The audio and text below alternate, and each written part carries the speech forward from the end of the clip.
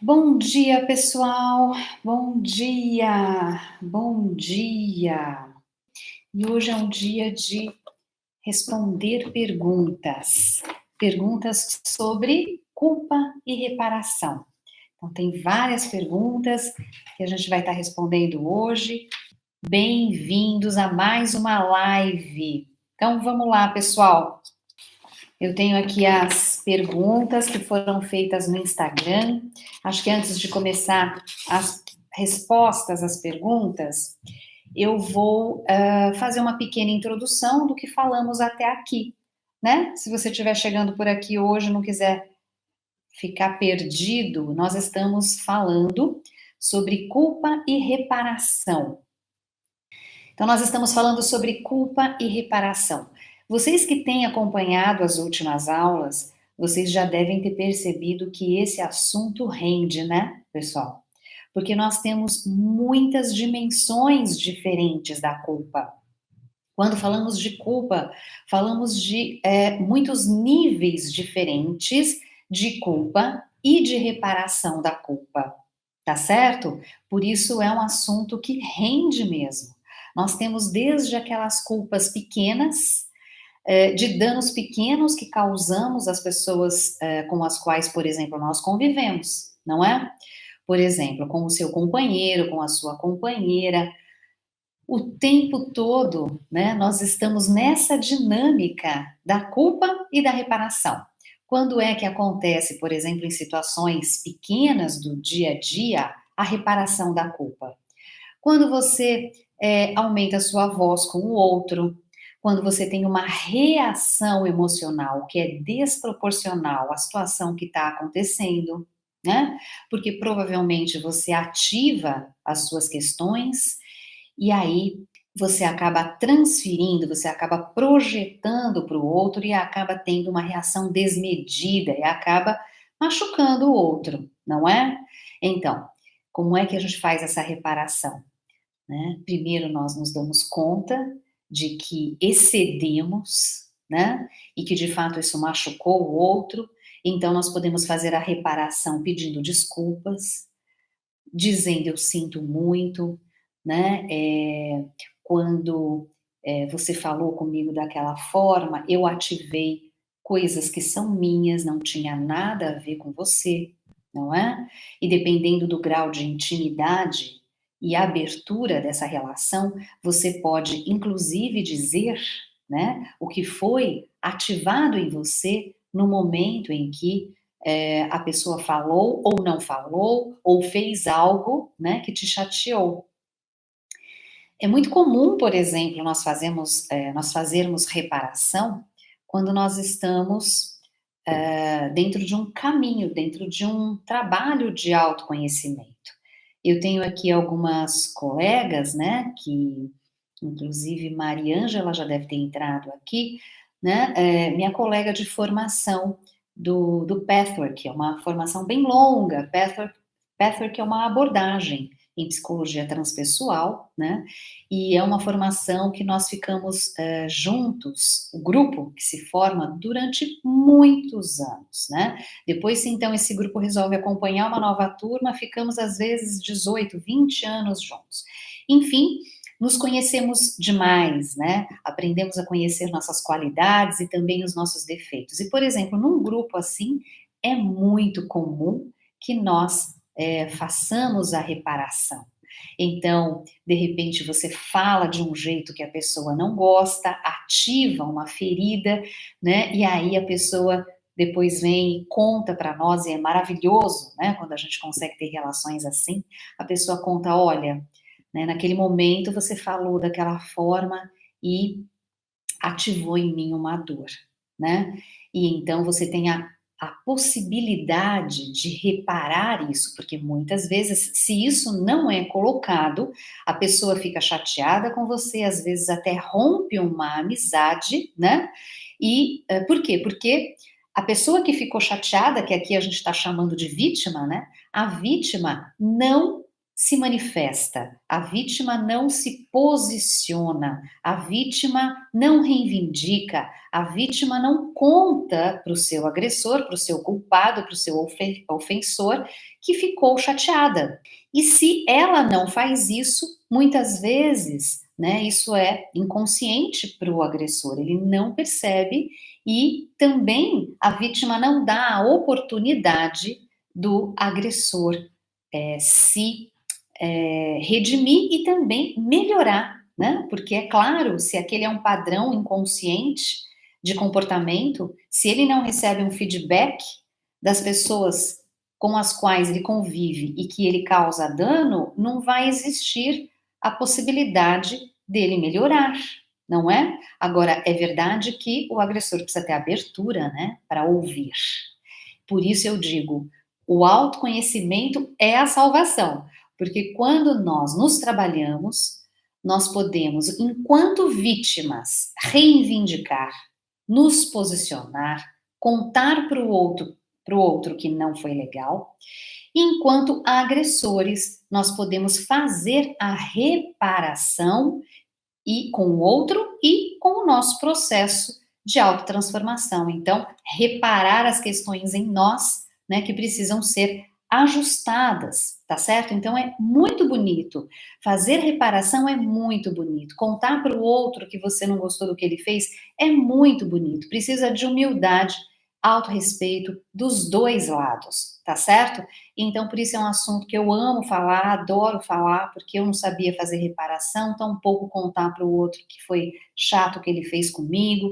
Então, quando nós aprendemos a fazer isso e nos sentimos cada vez mais confortáveis com isso, puxa vida, como as nossas relações vão ficando mais cheias de qualidades, né? Relações maduras, relações adultas, aonde nós podemos ser nós mesmos, porque sabemos que, sendo nós mesmos, com qualidades e defeitos que todos temos, né, muitas vezes podemos sim machucar o outro, mas se estou convivendo com um outro que é humano e também faz o teu trabalho, essa pessoa pode me contar e eu também posso contar para essa pessoa quando não é legal, né? Enfim, é maravilhoso. Então, esse é um primeiro nível, tá? É um primeiro nível de culpa e reparação das situações que acontecem no dia a dia. Então, estou falando de um grupo, mas isso acontece com o seu parceiro, com a sua parceira o tempo todo.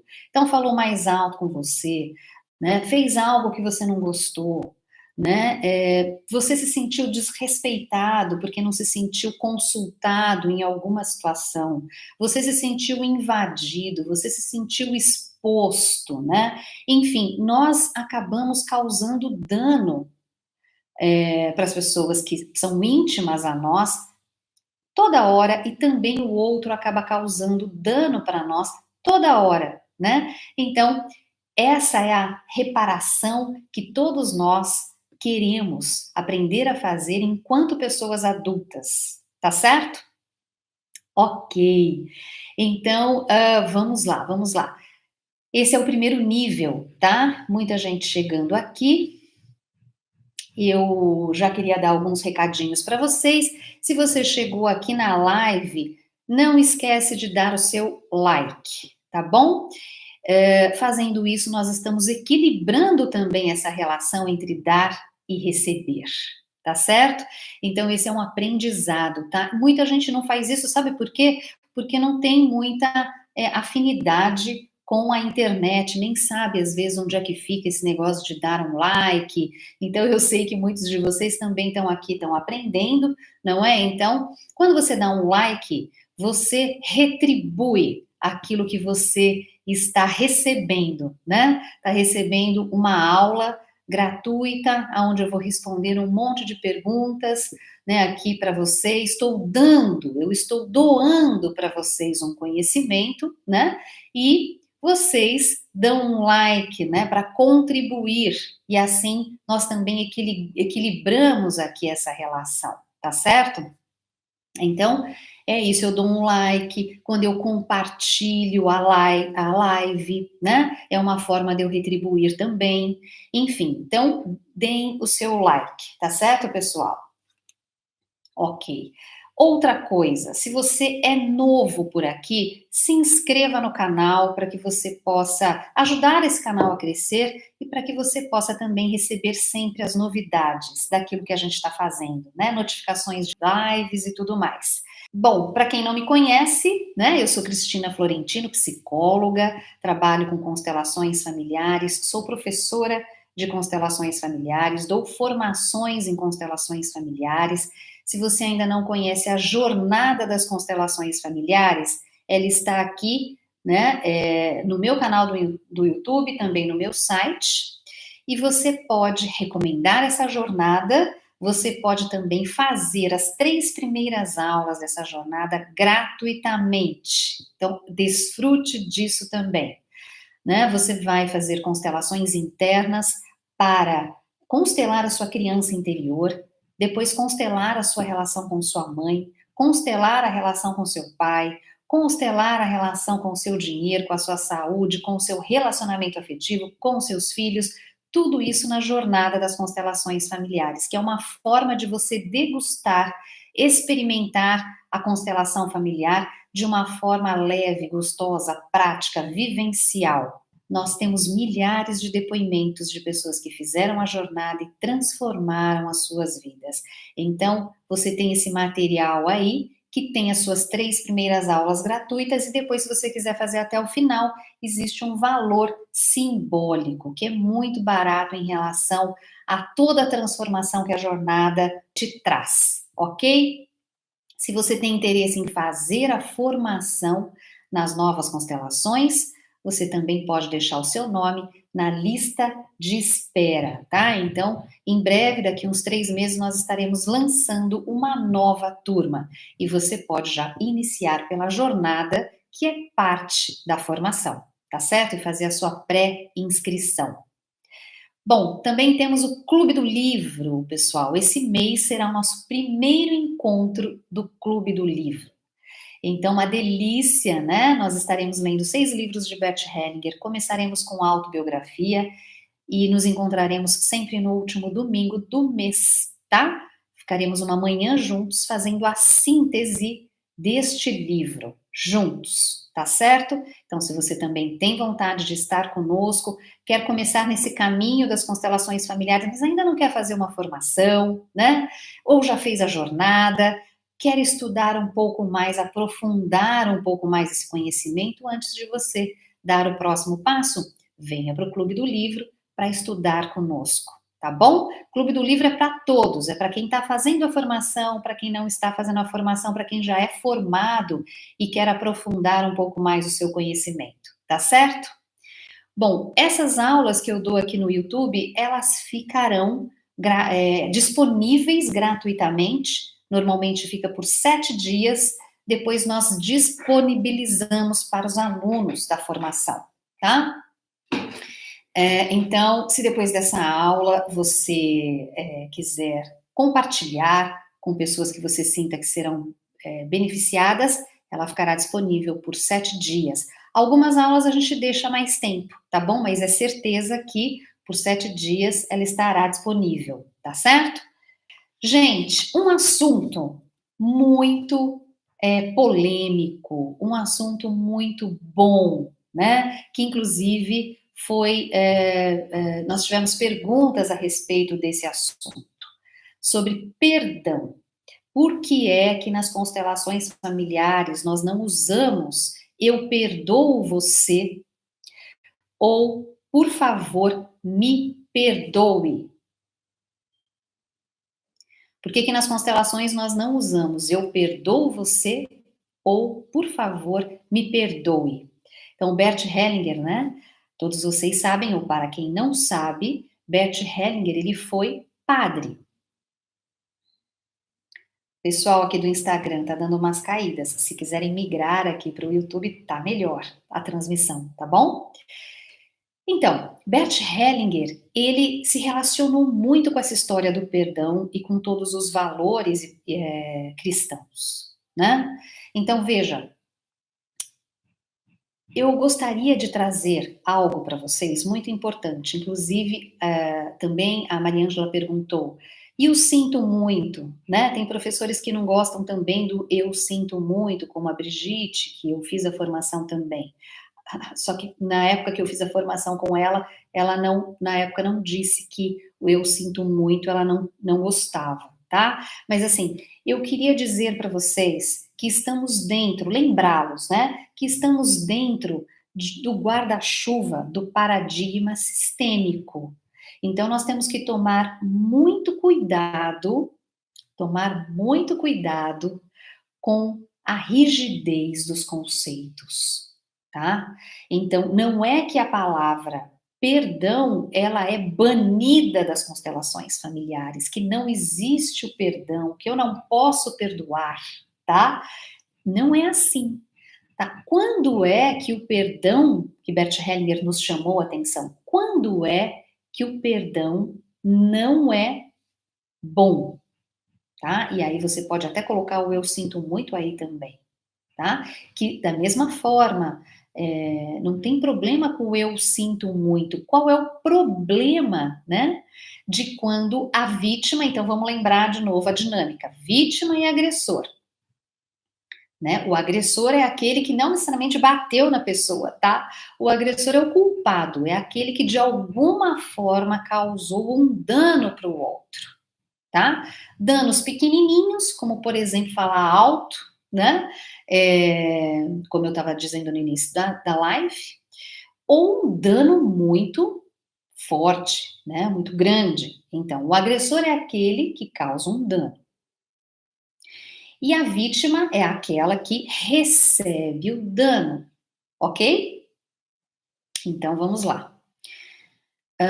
Se a vítima, quando que o perdão não é bom, tá? Quando a vítima, aquela que recebeu um dano, simplesmente perdoa o seu agressor, o seu culpado, como forma de substituir um conflito que ela não dá conta de lidar. Quando a vítima ela não dá a oportunidade do seu agressor fazer a reparação, percebe? A vítima, quando ela simplesmente perdoa e às vezes recebe o título da boa samaritana, e isso acontece muitas vezes nos sistemas familiares, pelo menos toda semana eu atendo um caso como esse que eu vou dizer aqui. Ele é muito recorrente, em que existiam aquelas avós ou bisavós, às vezes até mãe, mas eu vejo aqui que é mais comum acontecer com as avós. E eu, inclusive, nas aulas anteriores, contei para vocês de um caso, né, que Bert Hellinger faz uma constelação, um caso também parecido com esse que eu vejo que é muito comum aqui, tá? Nas constelações individuais que eu faço e também as constelações em grupo, que acontecem aos sábados de manhã, tá? Constelações online em grupo. Então, eu vejo essa situação muito comum. Então, aquela avó que foi traída várias vezes pelo avô, mas várias vezes. Às vezes, esse avô, além de traí-la, ele jogava, ele bebia, às vezes era um bom divã, vamos dizer assim, né? Um bom vivant, desculpa, um bom vivant, era um bom vivant. E essa avó perdoava, né? Às vezes aquela avó que ia na missa, né? Aquela avó que tinha valores cristãos, né? Então ela perdoava, perdoava, perdoava, mas ela perdoava de verdade? Não, ela não perdoava de verdade. Então, isso causa um desequilíbrio sistêmico, tá? Então, vamos lá, a avó, ela era traída, então esse avô causava um dano para ela. Como no caso que eu contei para vocês, né? O avô, além de trair, levava a amante para a casa, né, da avó com os filhos, e a avó ainda servia, né, tanto o marido com a amante, né? Então veja, essa avó ela ficava com muita raiva, mas ela reprimia essa raiva e perdoava. E sabe o que eu ouço aqui muitas vezes, né? Eu ouço dos clientes que são, por exemplo, os netos ou as netas dessas avós. Eu ouço assim: a minha avó era uma pessoa muito boa. Nossa, realmente o meu avô era um traste, mas a minha avó era uma pessoa muito boa. Ela perdoava, era uma pessoa caridosa, percebe? E o que acontece com a pessoa boa, caridosa, que perdoa tudo? Primeiro, ela infringe uma lei sistêmica. Qual lei sistêmica ela infringe? Qual lei sistêmica ela infringe? A da hierarquia. Por quê? A da hierarquia, agora eu dei um nozinho aí na cabeça de vocês. Por que ela infringe a lei da hierarquia quando ela perdoa tudo que o marido faz? Também pode ser o contrário. Eu também contei para vocês um caso de um homem que perdoava tudo que a mulher fazia, sabia dos seus amantes e também perdoava tudo, né? Então, qual é a lei? Alunos, né? Vamos lá. Qual é a lei que uma mulher que perdoa tudo, todos os danos que o marido faz, qual é a lei que ela infringe, né? Ela infringe a lei da hierarquia. Por quê? Porque somente mães perdoam tudo que os filhos fazem, tá certo? Uma mulher que perdoa tudo que o marido faz, ela não está numa relação de adulto a adulto. Ela não está numa relação de equilíbrio entre o dar e o receber, ou seja, fazendo trocas. Então, dentro de um casal, precisa imperar a lei do equilíbrio entre o dar e o receber. A hierarquia é uma lei que impera na relação entre os filhos e seus pais. Tá certo? Isso, né? Hierarquia é quando os grandes vêm primeiro, estão lá, são na ordem, né? São os maiores. Então, quando uma mulher, a mulher perdoa tudo o que esse homem faz, ela se coloca acima dele, se comporta como uma mãe, e então, veja, ela está ferindo já nessa relação, né, a lei do equilíbrio entre o dar e o receber, porque ela está usando a lei da hierarquia na relação de casal. E a hierarquia só pode ser usada na relação entre pais e filhos, certo? Ou professor e aluno, enfim, né? Quando existe de fato um grande e um pequeno. Então, se eu pego essa regra, essa lei e levo para uma relação de casal, não vai dar certo, porque numa relação de casal, né, precisa imperar a lei do equilíbrio entre o dar e o receber. Portanto, ela fere essa lei e traz uma outra lei, tá? Que não é adequada para a relação. Portanto, ela está duplamente infringindo leis aí, tá certo? Porque diante do marido ela é igual. Então, veja, se uma mulher perdoa tudo, e aí vamos voltar lá para o perdão, tá? Então, se a mulher ela perdoa tudo, isso não dá a possibilidade do outro equilibrar essa relação. Então, o outro ficará sempre em dívida com ela. Ficará numa dívida eterna, porque não existe a possibilidade de reparação. Outra coisa, né? Quais as consequências, então, se eu perdoo tudo? E é só nesse sentido, tá? Que o perdão não é bom. Porque o que nós estamos falando aqui? Quando é que o perdão não é bom? Quando o perdão não dá a possibilidade do outro fazer a reparação. Quando o perdão é uma dificuldade que a vítima tem de entrar em confronto. Porque precisa de um estado adulto para você chegar para o outro e se posicionar e se colocar. e se manifestar, percebe? Então, muitas vezes, você substitui isso pelo perdão e diz: Eu te perdoo. E aí o Bert Hellinger diz: a vítima muitas vezes não tem esse direito. Ela não tem o direito, que direito? Olha agora, ela não tem o direito de absolver o outro, como se ela fosse Deus, né? Eu não tenho o direito de absolver o outro antes de me posicionar e permitir que ele faça a reparação. Agora, depois que a reparação foi feita, eu posso perdoar? Sim. Então eu posso dizer eu te perdoo. Percebe? Por isso que a gente tem que tomar cuidado, né? Eu posso dizer eu sinto muito. Se houve a reparação, tá tudo bem dizer eu sinto muito, né? Olha, eu quero reparar aqui esse dano que eu te causei, né? Eu sinto muito, me perdoe, mas eu tô fazendo a reparação. Percebe? Por isso que assim, não é o perdão, mas é como eu uso o perdão, né? E o perdão não um perdão que não é bem usado, sim, né? E quando é que ele não é bem usado? Dessa forma que eu acabei de contar para vocês, tá certo? Isso aqui, ó, a Dalila falando, a mãe perdoa tudo do filho. Tô falando de filhos pequenos, tá? Não tô falando de filhos grandes.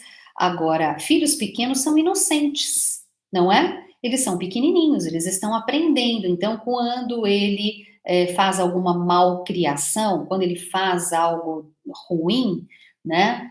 Normalmente as mães perdoam, não é? Agora, depois que essa relação vai ficando uma relação adulta, né? Ok, às vezes ficam rusgas aí, mas o que eu tô querendo dizer para vocês é que assim, a mãe tem um amor, a mãe e o pai, tá? Os pais, eles têm um amor que é um amor incondicional em relação aos seus filhos, não é? Mãe de bandido não vai lá visitar o bandido, ele é bandido, às vezes já matou um monte de gente, às vezes já roubou, já fez um monte de coisa, e a mãe vai lá, né? A mãe não abandona normalmente seu filho, tá? Então, a mãe normalmente perdoa tudo, tá? E essa não é uma relação que a gente deve transferir para uma relação de casal, por exemplo, tá certo? É bom que seja assim, perdoar tudo? Não é uma questão de é bom ou é ruim. É a postura. A mãe tem um amor ilimitado pelo filho. E a mulher não deve ter um amor ilimitado pelo seu marido como um amor materno. É disso que a gente está falando, gente, tá? É assim, se você fez algo que não foi bom para mim, nós vamos precisar fazer uma reparação, tá certo? E você não vai pedir para o seu filho fazer uma reparação, você não vai ter essa mesma conversa com ele, não é mesmo? Então eu queria saber assim, perdão, ficou claro para vocês? Quem tinha essa dúvida em relação ao perdão? Outra pergunta que surgiu, né? Os limites do perdão aí, onde que se esbarram perdão mais psicológico e um perdão mais religioso, nesse sentido que eu acabei de contar para vocês, tá? Muitas vezes hoje isso não é tão comum, era mais comum no passado. Você causava um dano a alguém e o que que normalmente você fazia? O que que era comum fazer? O que que era de senso comum fazer? Você fazia alguma coisa errada e você ia confessar, não é? Ia lá contar para o padre, né, que você fez algo ruim para alguém. E o que que o padre normalmente fazia? O padre falava assim para você: reza 10 Pai Nossos, 10 Ave Marias e ok, tá perdoado. E aí? Muitas vezes a pessoa fazia isso, né? E em relação ao dano que ela causou no outro, ok, eu não faço nenhuma reparação, porque eu já fiz a reparação religiosa. Percebe aonde esbarra psicologia e religião, tá? Então, quando a gente vai para psicologia, é preciso fazer reparação. Não é rezando 10 Pai Nossos que você fará a reparação com o outro, você causou um dano para o outro. Então, é preciso sim confrontar, ir lá e reparar, tá certo? Conversar e ver o que é possível fazer. Não existe uma regra de como é que a gente vai reparar, porque cada caso é um caso, porque também cada tamanho de dano é um, né? Então a reparação precisa ser adequada para cada dano que é feito, certo? Então, na psicologia, nós fazemos reparação dos danos. Muitas vezes, na religião, nós acabamos sendo absolvidos, tá? Do que fizemos em relação ao Deus que é seguido e nós então nos mantemos numa condição infantil e não crescemos e não aprendemos a fazer a reparação, tá certo? Outra coisa, me lembrei daquele filme, tem várias versões aí do filme de Jesus Cristo, e, e tem. Ah, vocês. Alguém. Eu não sei se vocês viram aqui uma série maravilhosa. Chama Maria Madalena. Alguém viu Maria Madalena? Se vocês, aliás, se vocês não viram, assistam, gente, que é um arraso. É maravilhosa essa série. E tinha ali um rei, que eu não me lembro o nome, mas ele estava a serviço do Herodes, e ele era judeu, maravilhosa, olha a Beth. Beth, quem sabe você lembra? Viu também, Dani? Então é maravilhosa, né? Mexe muito com a gente. E ele causou várias vezes dano para o seu povo, o rei, que era um pouquinho abaixo ali do Herodes. Vocês lembram? E ele causava danos para pessoas, para o povo, coisas assim gravíssimas, seríssimas. E então ele se sentia culpado, né? Então chamava o rabino, e o rabino então fazia os sacrifícios, trazia lá os coitados dos, como é que eram os bichos que eram os bichos que eram sacrificados, esqueci, é uma série, Josi.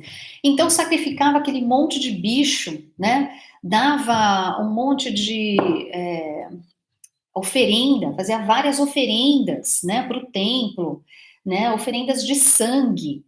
E ok, né? Era dessa forma que era feita a reparação. Mas e o povo cujo ele fez aquele mal terrível? Não existiu, na verdade, nenhuma reparação, percebe?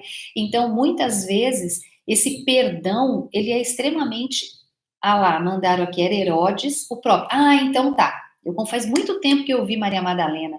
Então, era o próprio Herodes, né? Então, não adianta você ficar sacrificando animais, né? E achar que você fez a reparação. Tanto é que ele acabava de fazer a pseudo-reparação, matando aquele monte de bicho, em seguida ele já causava mais um monte de outros danos, um monte de coisas terríveis, né?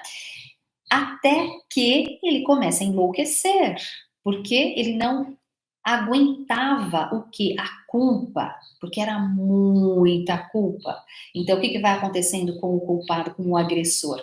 Se ele não tem a oportunidade de fazer a reparação real, ele não aguenta aquele tanto de culpa que ele vai carregando. Então, é muito importante ele fazer a reparação, tá certo?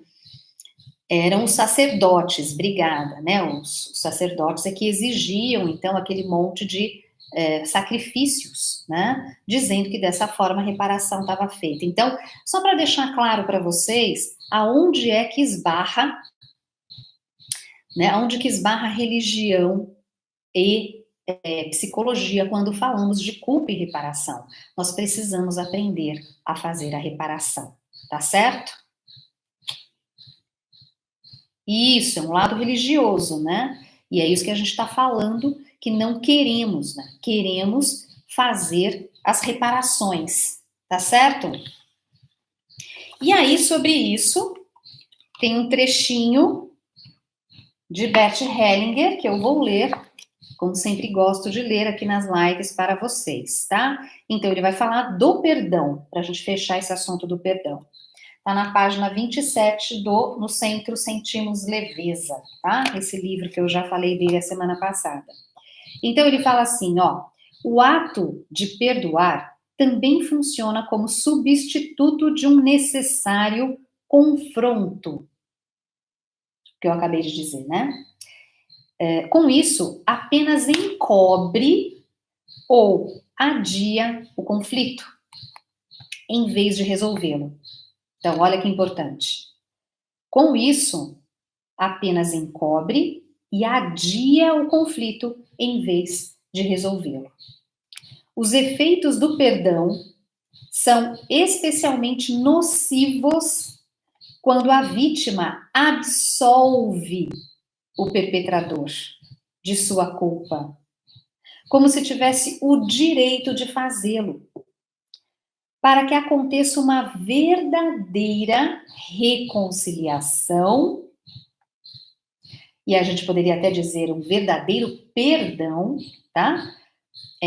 O inocente, que aqui no caso é a vítima, né, tem não somente o direito, mas também o dever, então, o direito e o dever de exigir a reparação, tá certo? E o culpado, no caso o agressor, não tem somente o dever de assumir as consequências de seu ato, mas também o direito de fazê-lo, tá? Então, a vítima, ela tem o dever de exigir a reparação. E o agressor, ele tem o direito de poder pagar o que ele fez, tá certo? Então, dessa forma, acontece um bom perdão, tá? Uma boa reconciliação, quando esse equilíbrio acontece, tá certo? E aí, tem uma história que ele conta em seguida, né? Ele conta uma história boa também de um caso, e que já vai responder também perguntas a respeito de traição que vocês fizeram, tá? Então, ele fala assim, um homem e uma mulher, ambos casados, se apaixonaram. Quando a mulher engravidou, separaram-se dos parceiros anteriores e se uniram num segundo matrimônio. A mulher ainda não tinha filhos e o homem tinha uma filhinha do primeiro casamento que ficou com a mãe. Os novos parceiros se sentiram culpados em relação à primeira mulher do marido e à sua filha. E seu maior desejo era que a mulher os perdoasse. Olha aqui, ó. Então, eles se apaixonaram, né? Então, os dois eram casados. A mulher era casada, o homem era casado. Só que o homem ainda tinha, né, uma filha do primeiro casamento. Ok. Os dois se separaram e resolveram ficar juntos. E tudo o que eles queriam, desejavam, era que os antigos parceiros os perdoasse, tá? Mas, principalmente a mulher que tinha uma filhinha, né? Ela estava muito zangada com eles, porque ela, junto com a filha, tinha pago o preço da vantagem deles, tá certo? Então, foi causado um dano para ela, porque ela e a filha é que pagaram o preço da felicidade agora do novo casal. Vocês percebem aí que ficou desequilibrado? E o que aconteceria se essa mulher que se sentiu, né, em desvantagem, se ela simplesmente perdoasse o casal? Percebe? Esse que não é um bom perdão. Então, mas o desejo, né, daqueles que causaram o dano, para ficarem de novo inocentes, para se liberarem do que eles fizeram, eles queriam muito que ela a perdoasse. Então veja como você dá um poder para o outro. Se ela me perdoar, aí agora eu vou me sentir aliviado. Mas se ela não me perdoar, talvez eu não sinta esse alívio nunca. E então, quando não há reparação, nós ficamos presos nessa relação, mesmo depois que ela acaba, tá certo? Então, aí esse casal, quando eles falaram disso para um amigo, o que o amigo lhes sugeriu? Que imaginassem como se sentiriam se essa mulher os perdoasse. Olha que lindo, né? Esse exercício. Então, os amigos falaram assim: se coloque no lugar da sua ex-mulher com a filha, se coloque no lugar dela. Imagine que ela simplesmente te perdoasse. Como você se sentiria, né? Aí, né, a partir desse momento, eles conseguiram reconhecer que tinham fugido das consequências de sua culpa e que sua esperança de perdão ia contra a dignidade e a reivindicação de todos. Olha que bonito isso aqui, né? Quer dizer, eles reconheceram que fugiram das consequências da culpa e que sua esperança de perdão ia contra a dignidade e reivindicação de todos. Reconheceram que tinham construído sua nova felicidade à custa da infelicidade da primeira mulher e de sua filha. E então, o que eles resolveram para fazer a reparação? Né? Resolveram atender devidamente às justas exigências delas. Mantiveram, porém, sua nova escolha. Claro, eles estavam lá na nova escolha, era isso que eles queriam, cada um se separar, foram para uma nova fase. Agora eu preciso deixar essa mulher bem amparada, né? Por exemplo, uma boa pensão para essa criança. Se nós tínhamos uma casa juntos, a casa pode ser uma forma de reparar, a casa fica para você. E eu garanto essa boa pensão para minha filha, não vou ficar miguelando pensão, não vou querer dividir tudo certinho, igualzinho, né? Porque ele foi o que tomou essa decisão, né? Então, a reparação poderia, por exemplo, ser feita dessa forma. E pelo que ele conta aqui, provavelmente essa mulher deve ter feito reivindicações, normalmente é financeira, né? E provavelmente ele não estava querendo aceitar. Mas aí ficou claro para ele que sim, ele deveria aceitar essas reivindicações como uma forma, né, de equilibrar essa relação.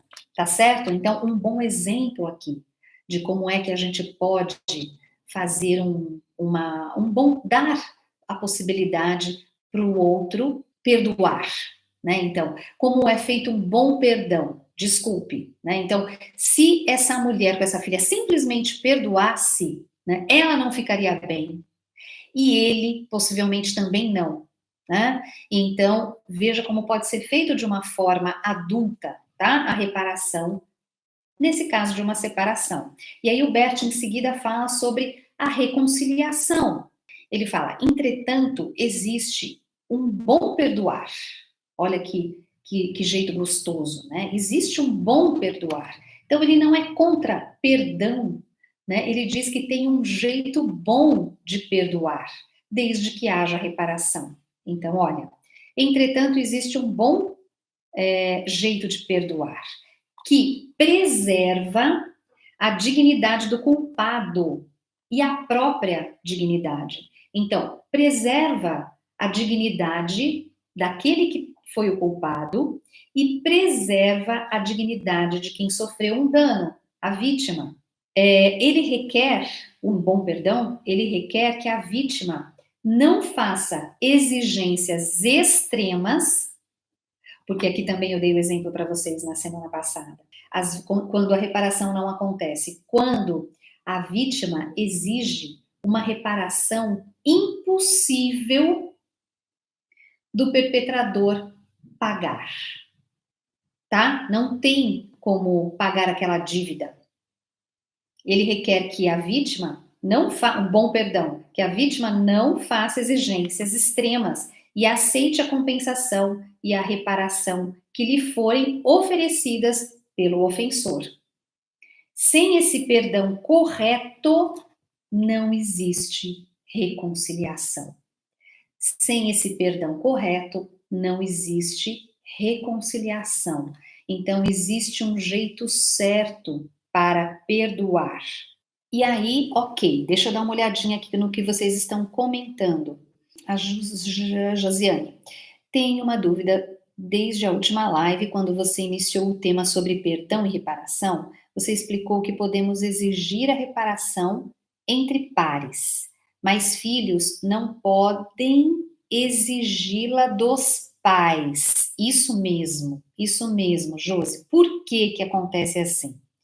Porque a outra lei que impera na relação entre pais e filhos. Então, dentro do trabalho sistêmico, nós temos três pilares, tá?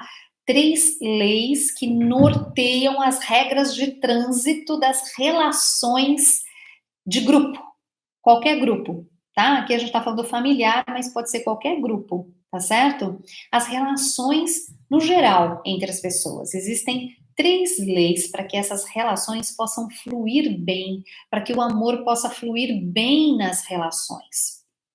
Então, entre pais e filhos, impera a lei da ordem, tá? Da hierarquia. Significa que os pais só dão e os filhos só recebem dos pais, tá certo? Bom, não existe equilíbrio entre dar e receber.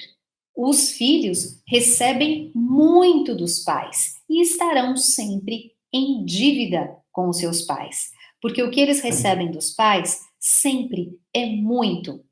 Ah, Cris, mas eu não fui criada pela minha mãe, a minha mãe me abandonou, eu não conheci meu pai, o meu pai foi embora. Não importa, Bert Hellinger fala, você recebeu a vida, a oportunidade de estar aqui vivo.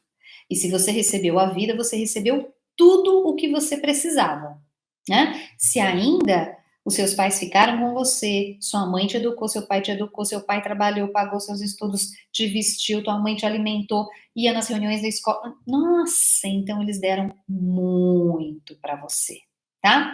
Quando os filhos, então, exigem que os pais tivessem feito ou façam diferente do que eles puderam fazer ou do que eles fazem, os filhos estão infringindo essa lei. Os filhos estão exigindo que os pais deem para eles mais do que eles receberam, tá certo? Então, o Bert Hellinger nos aconselha, né, nos orienta, ele diz que nós precisamos, né, dizer sim para os pais como foram. Nós devemos sair das exigências, das expectativas de que nossos pais façam ou tenham feito ou tenham sido diferente do que eles foram, tá? Toda vez que eu faço isso, eu fico grande, fico lá naquele lugar arrogante de que não concordo que você não tenha feito isso. Não gostei disso aqui que você fez comigo. Gostaria que tivesse sido diferente. É por sua causa que hoje eu tenho esses problemas, tá? Ok, existem casos e casos? Existem, porque de fato existem famílias disfuncionais e de fato, às vezes, né, existiu aí, por parte dos pais, um grande prejuízo em relação aos filhos.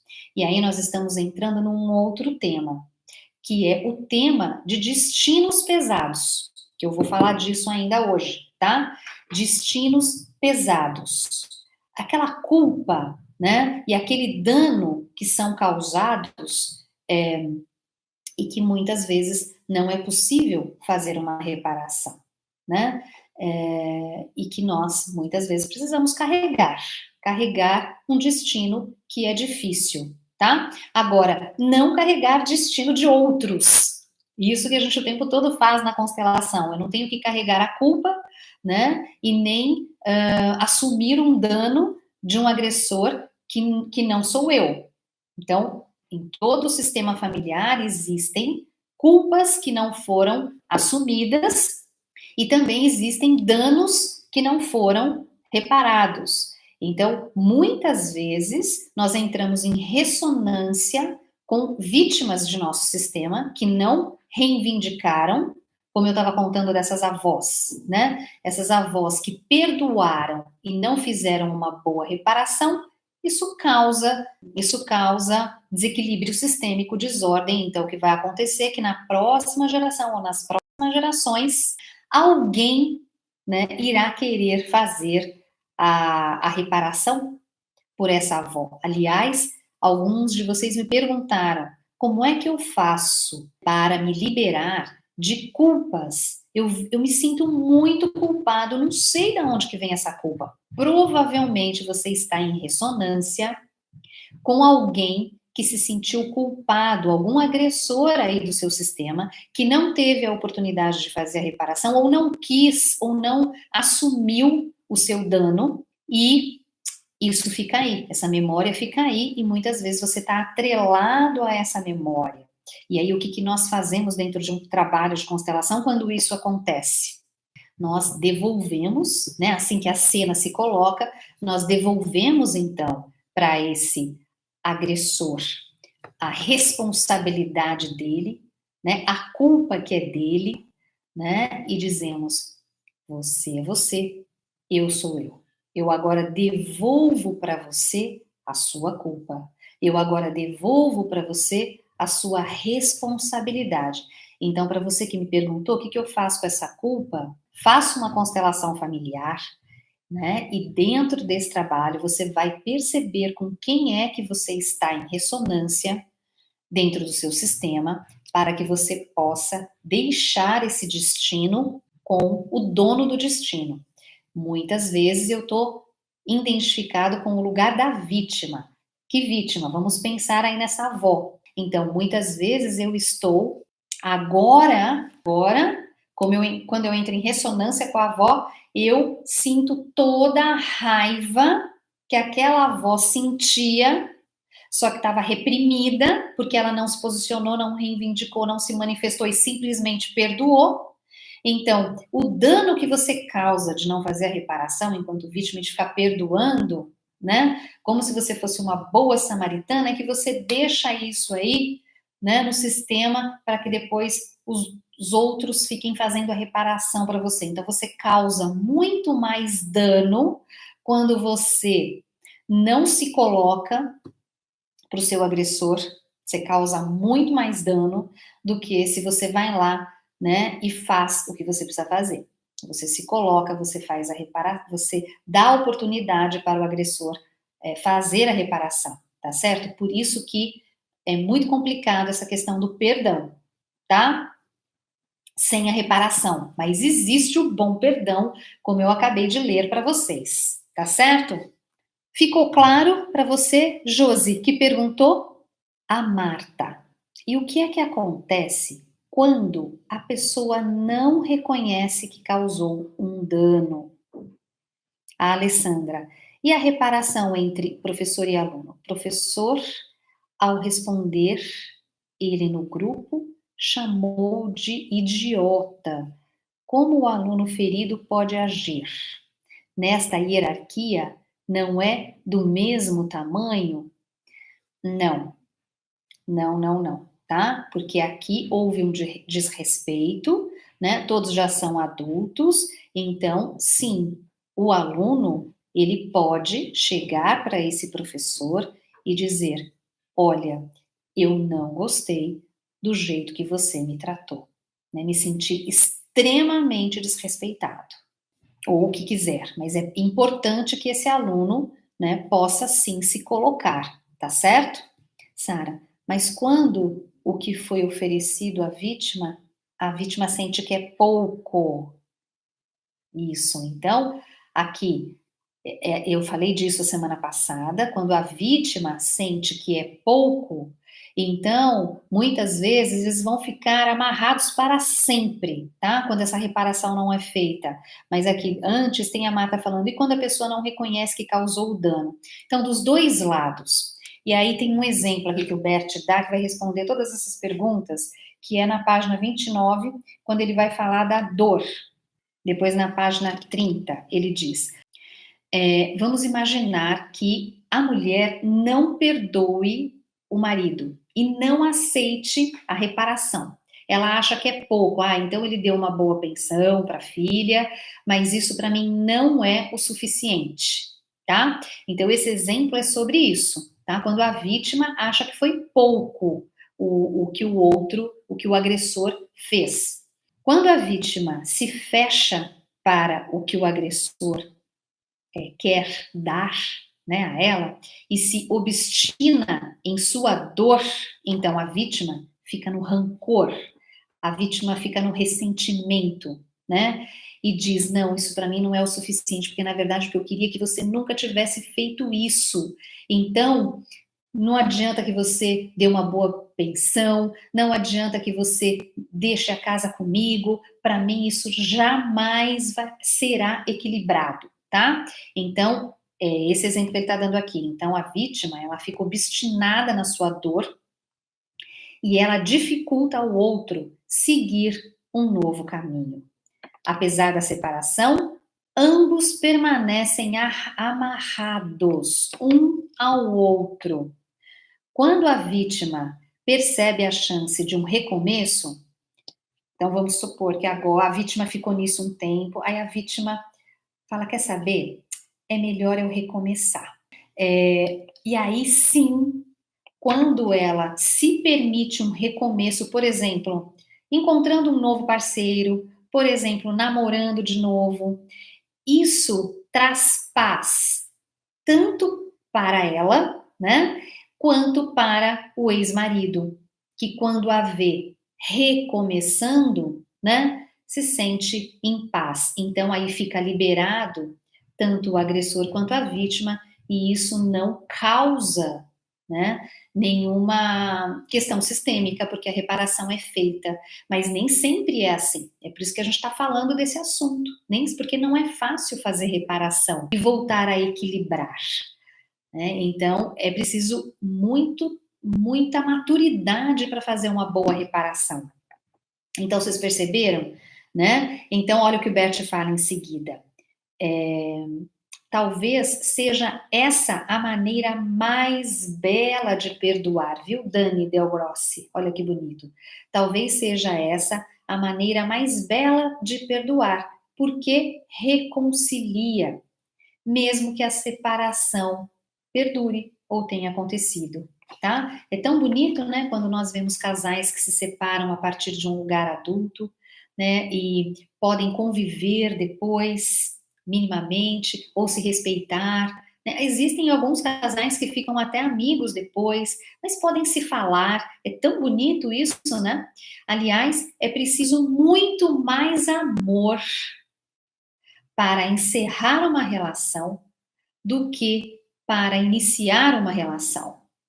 Bert Hellinger diz: é preciso muito mais amor para encerrar uma relação do que para iniciar uma relação, tá certo? Então, entretanto, quando a culpa e os danos cresceram a ponto de se transformarem num infortúnio, né? Só haverá reconciliação se houver uma total renúncia a se sentir culpado, tá?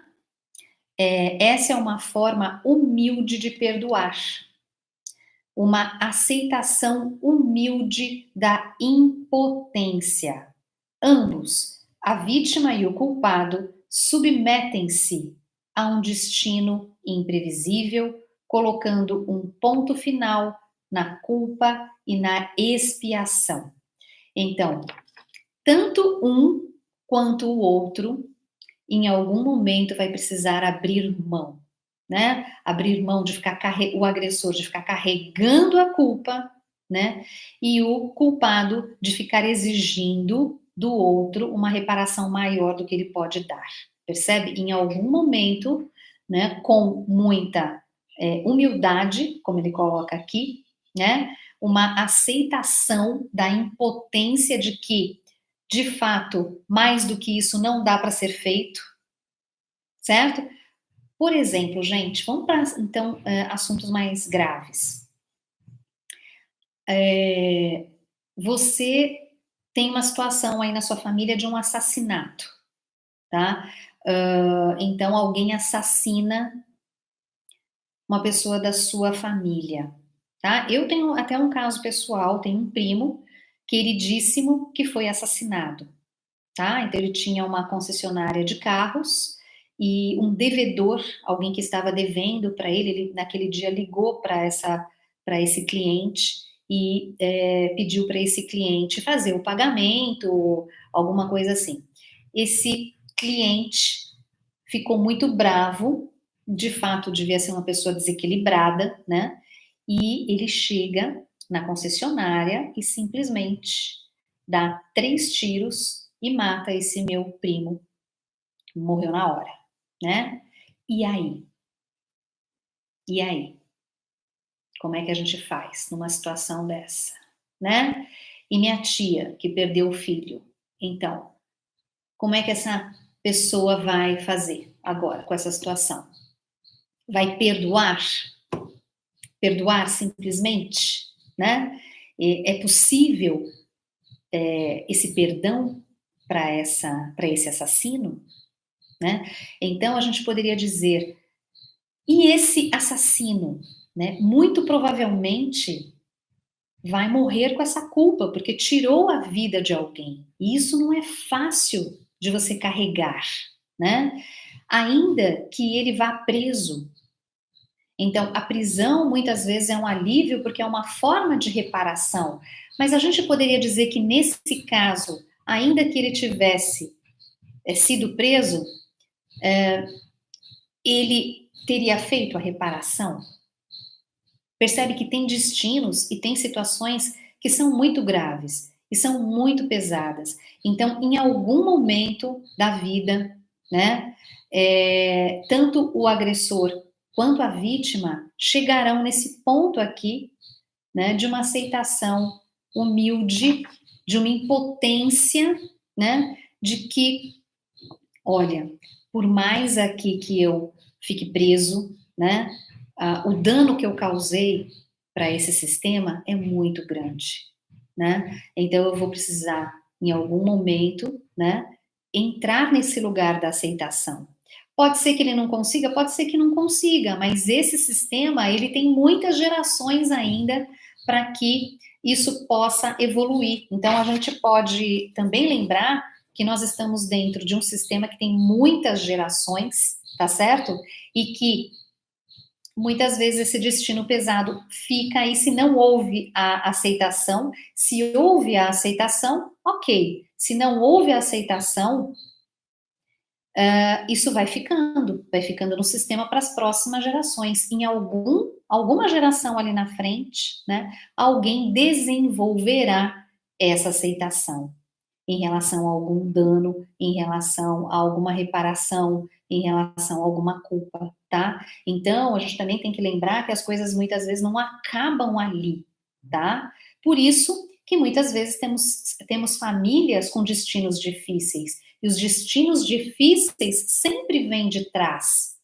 Alguns destinos difíceis nós mudamos, outros destinos difíceis nós temos que aceitar, simplesmente aceitar, certo? Porque muitas vezes não é possível mudar naquela geração, mas porque eu aceitei o meu destino pesado, né? A próxima geração, né, já estará liberada disso, porque eu pratiquei a aceitação nessa geração que precisava, né, ser praticada, porque não foi antes, percebe?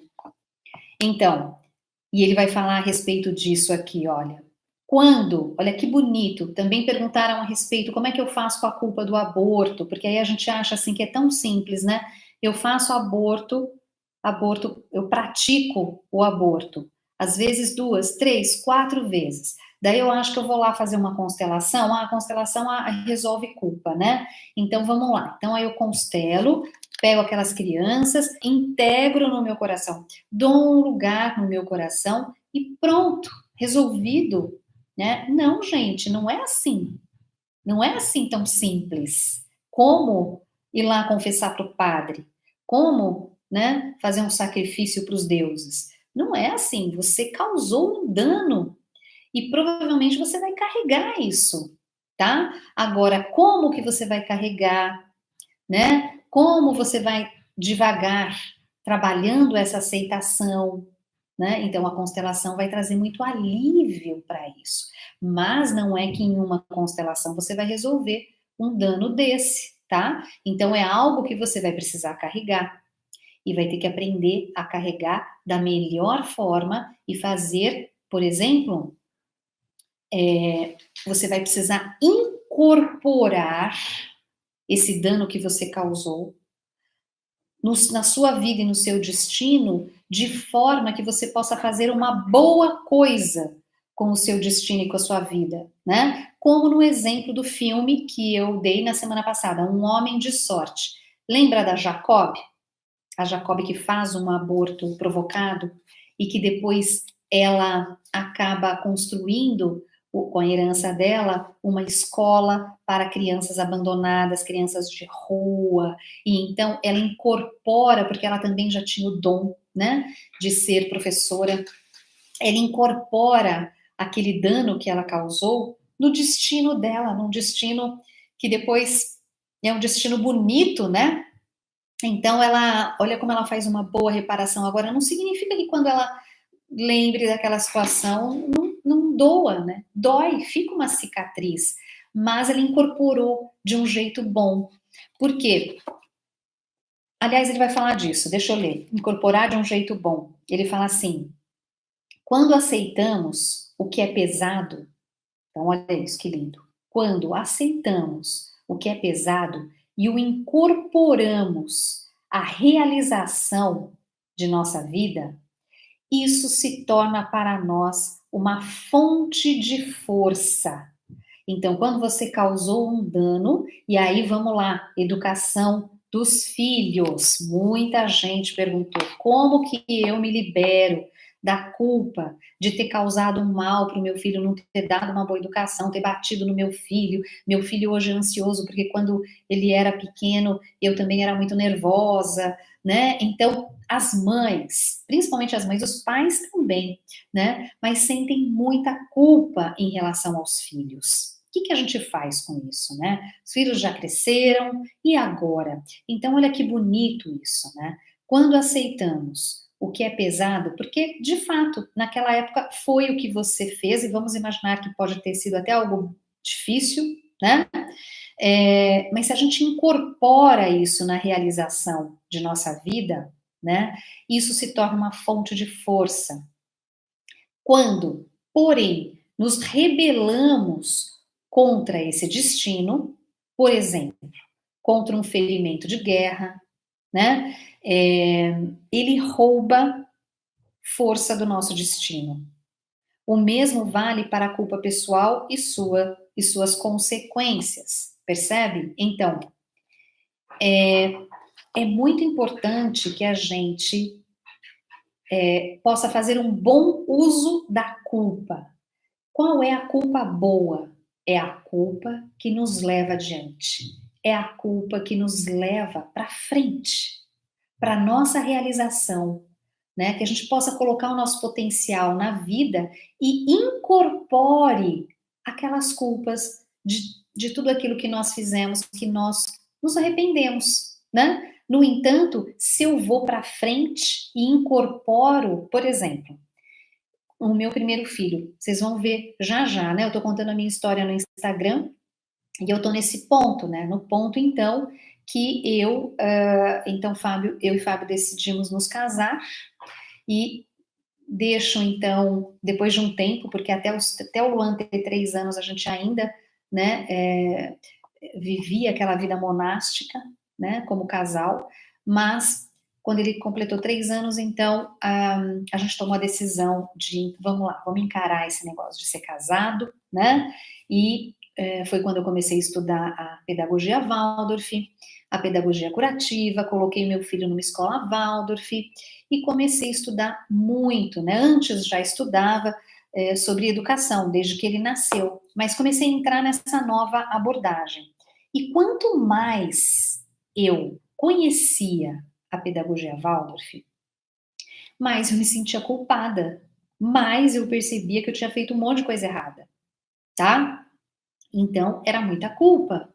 Nossa, eu não acredito que eu viajei quando meu filho. Viajei quando ele tinha 1 ano, fui para a Índia. Quando ele tinha 2 anos, viajei de novo. Quando ele tinha 3 anos, fui para o retiro lá, não sei aonde. Então, depois eu vi o quanto, né, eu causei de dano para o meu filho. Veja, o Bert Hellinger fala do amor interrompido, que acontece quando os pais se ausentam demais quando a criança é muito pequena.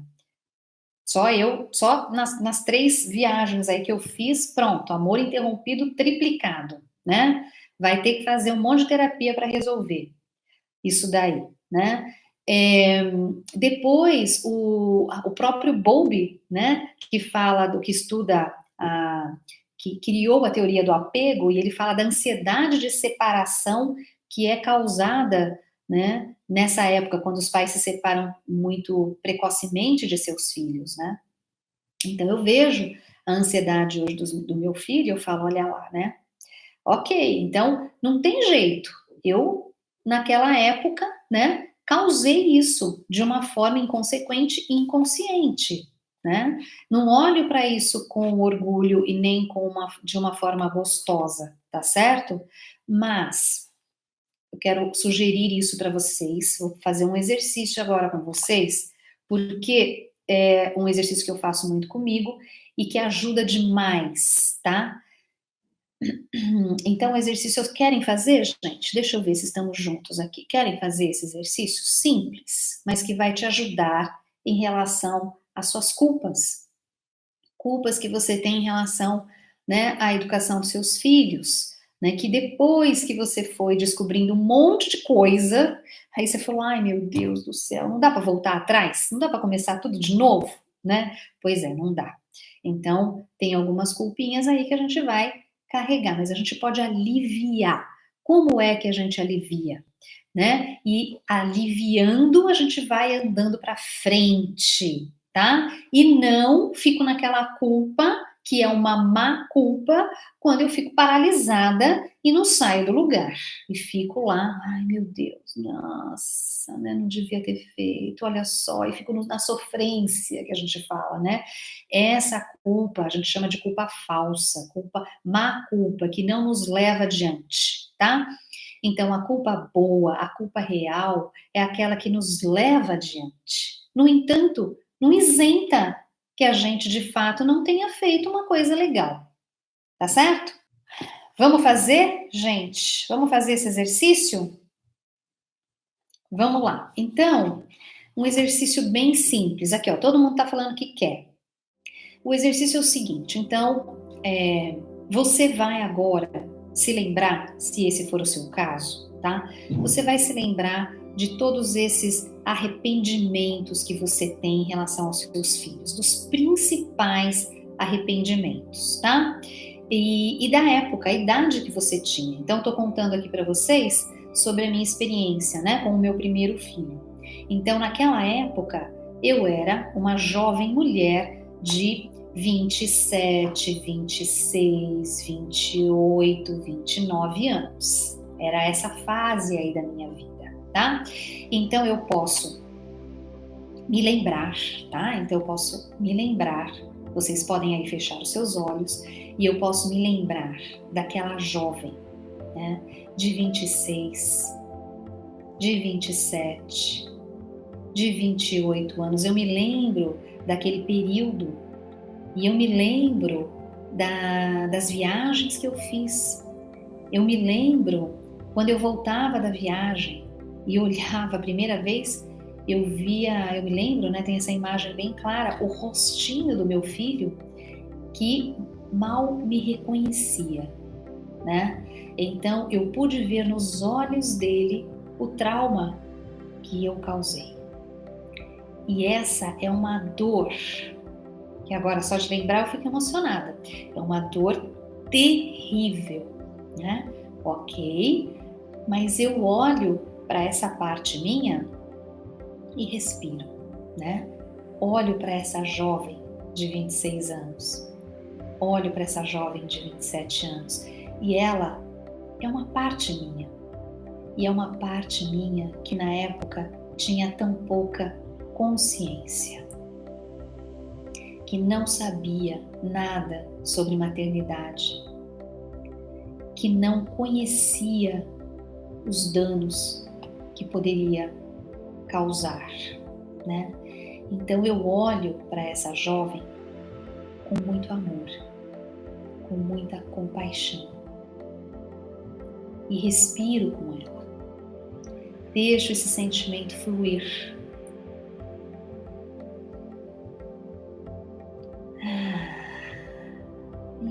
Isso.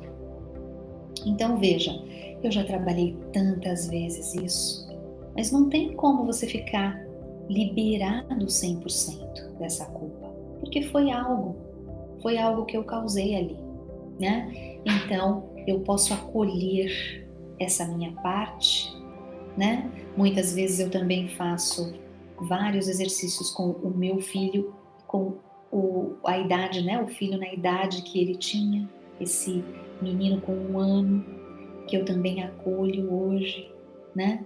Que eu também dou um lugar no meu coração, que eu digo, eu sinto muito, sim, que super cabe nesse momento, né? E eu posso dizer para ele, filho, naquela época, a mamãe era muito jovem e ela não sabia o que ela estava fazendo. Eu sinto muito. E respiro nisso, né?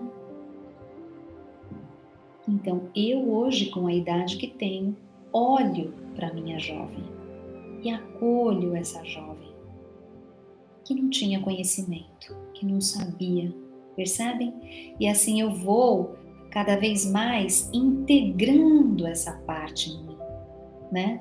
E vou, como o Bert usa essa palavra tão bonita, né? Ele fala, nós vamos incorporando isso que foi difícil, a nossa realização, né? Então vejam quantas coisas depois eu fiz. Criei uma escola de pais e fui ajudar pais, né, a educarem seus filhos. E para quantos pais eu já disse e digo, não viajem e deixem seus filhos pequenos, porque você causará dano, né? Você causará sem precisar, espera um pouquinho, deixa eles completarem aí os seus 6 anos de idade, né? Que aí eles já têm um pouco mais de noção de tempo, 6, 7 anos, aí você vai viajar, aí você aproveita, né? Mas enquanto você tem filho pequeno, procura não viajar tanto tempo, né? No meu caso era 1 mês, é muito para uma criança, por exemplo, de um ano, né? Então, o que eu fui fazendo com isso? Eu fui ajudando, eu fui contando para as pessoas de que isso não era bom, né? Então, criei uma escola de pais, em seguida criei uma escola, fundei junto com mais 3 casais de amigos, né? A escola Waldorf Veredas. Então, eu passei e faço isso até hoje, né? A auxiliar, sou hoje uma terapeuta familiar, imagine, né? Então, hoje eu ajudo as pessoas, oriento as pessoas em relação à educação dos filhos, em relação a como cuidar da relação de casal, a como se posicionar bem na sua família, não é? Esse é o meu grande lema. Quando eu mudo a minha posição na família, eu mudo a minha vida, né? Então, eu trabalho com isso hoje. Por quê? Porque eu fui transformando a minha vida a partir dessa ferramenta.